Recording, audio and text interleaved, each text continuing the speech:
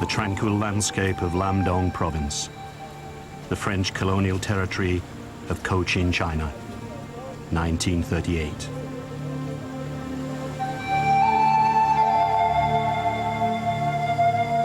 Cochin, China is part of the French Empire in the east, a colony they call Indochine.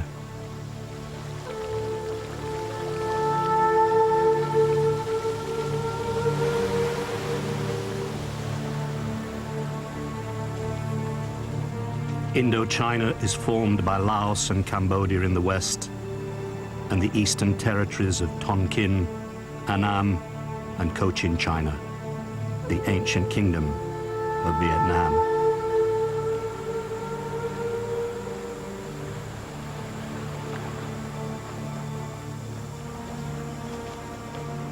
Fiercely independent, after successfully resisting invasions from China for centuries, the native peoples have been living under French rule for over 50 years.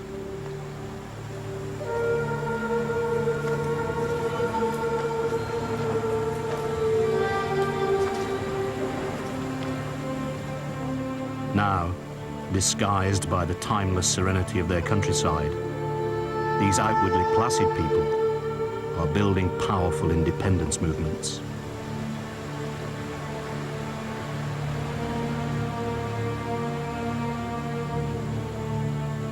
Almost 40 years of desperate struggle and appalling suffering will follow.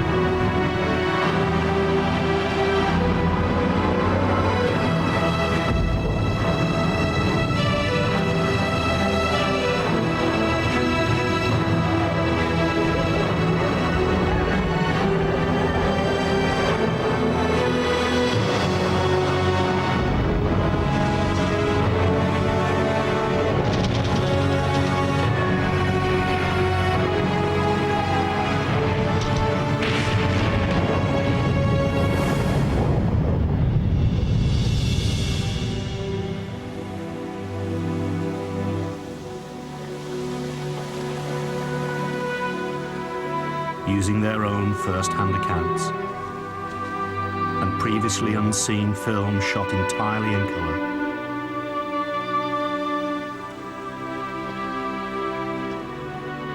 this is their story.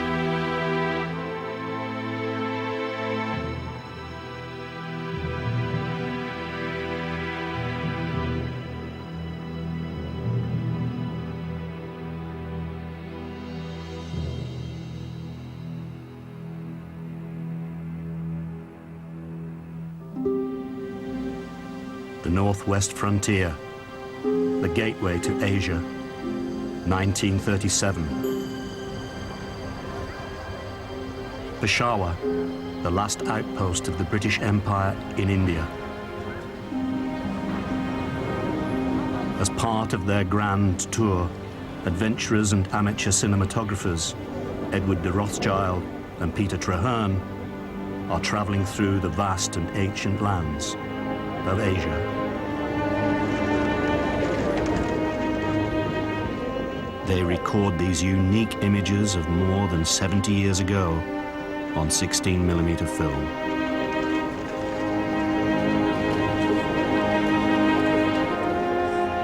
They have never been broadcast before.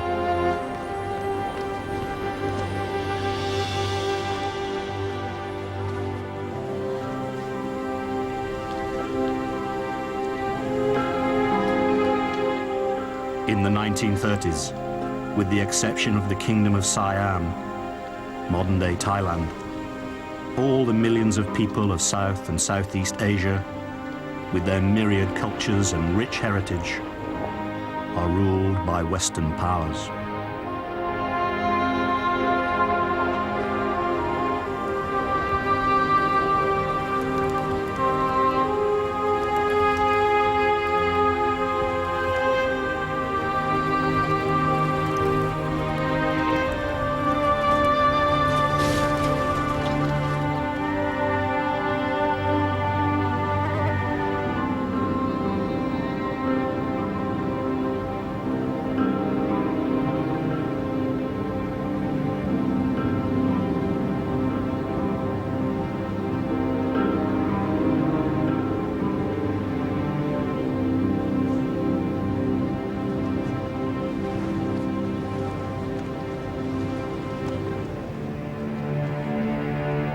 British hold sway in India, Burma, Malaya, and Singapore, the United States in the Philippines, the Dutch in the East Indies, and the French in Indochina.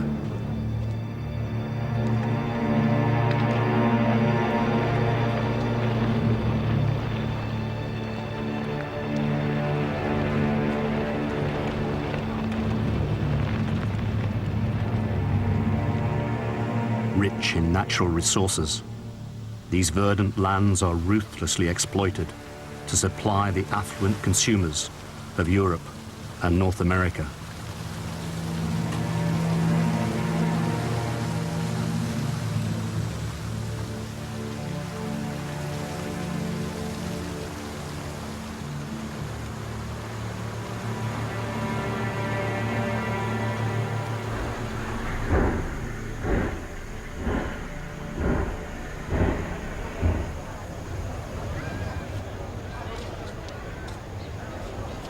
However, except for a select few, there is little reward for the local people.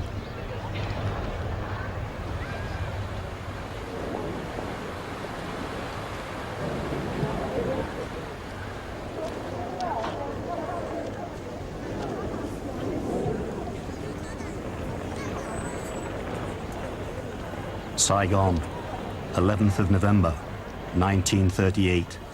The 20th anniversary of Armistice Day. French colonial forces marched to honor the dead of the Great War.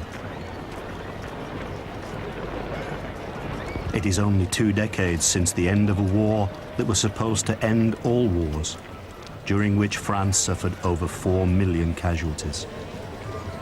Saigon journalist Nguyen Lacroix, a bystander. The troops were very impressive in their fine uniforms. Their weapons and medals shone in the bright sunlight. There was lots of cheering, but most of the people there had a lot to gain from the French occupation. In the countryside, it was different. In less than a year, the world will once more be engulfed in global conflict. We were told that a war was coming in Europe. We hoped that would mean the French would leave us in peace.